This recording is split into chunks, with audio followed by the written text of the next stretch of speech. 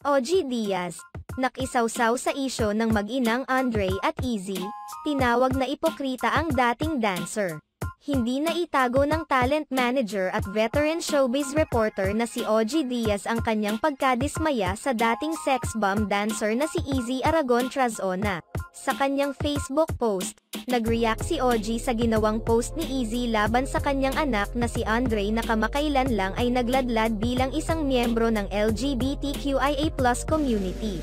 Isiniwalat ni OG na nagulat siya sa ibinahaging post ni Easy dahil buong akala niya ay tanggap nito ang pagkakakilanlan ng kanyang anak dahil pinagmalaki pa umano ito ni Easy sa kanya noon.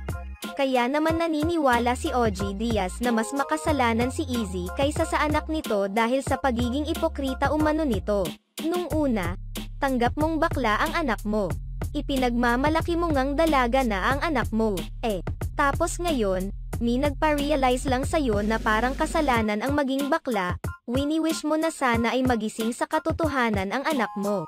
I think, mas kasalanan sa Diyos yang kaipokritahan mo. Tinanggap mo nung una. Tapos ngayon, babawiin mo. Laban-laban. Bawi-bawi.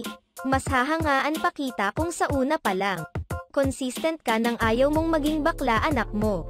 Pinanindigan mo, pahayag ni OG. Hindi rin umano niya masisisi si Andre sa desisyon nitong umalis sa poder ng kanyang ina dahil sa pagtutol nito sa desisyon ng anak. Tinawag pa ni OG Diaz na hindi na healthy ang relasyon nilang mag-iina. Nagbigay pa ng payo si OG Diaz kay Easy na tanggapin na lamang ng buo ang anak dahil kahit ano pang mangyayari ay anak pa rin niya ito.